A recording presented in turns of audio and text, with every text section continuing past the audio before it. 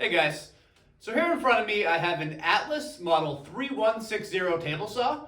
It's a vintage saw that they made in the 50s, so really well made, solid, and at least in my area, these are incredibly hard to find.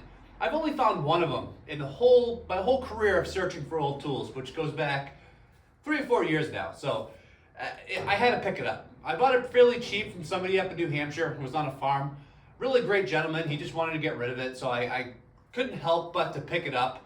It's been sitting in my back corner of my shop for, probably about 2 years now. And I just couldn't bring myself to throw it away. I mean, I have 2 other saws in the shop, table saws. They work great. I couldn't part with this. It's just too nice looking of a saw. I mean, just look at it. It's got some nice curves to it. Okay, this is getting kind of weird, but it's a good looking saw. So I'm gonna bring you guys through my process. So how I restore tools, how you can take a table saw from Facebook Marketplace or Craigslist and tune it up into a really usable, great saw. Now, as usual, make sure you start with as complete of a saw as you can find. So in my case, I picked this up fully complete. There's some little things wrong with it here and there, but I'll walk you through how I kind of overcome those and make it into a saw that's usable. And hopefully it will look pretty good at the end too, so we can, go ooh and ah at the end. So yeah, let's do it. I'll walk you through and we'll take care of this saw.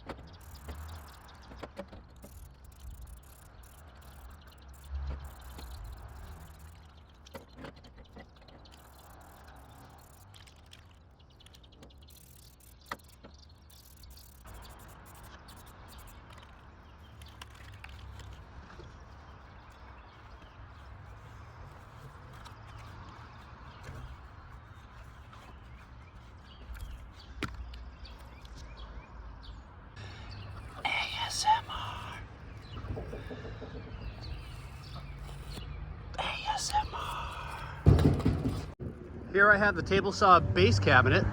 I hit it with a couple coats of light machine gray, Rust-Oleum Professional. I mean, you can see we still got some dents here, but you know what? I'm not going for a beauty queen. I'm going for kind of nice.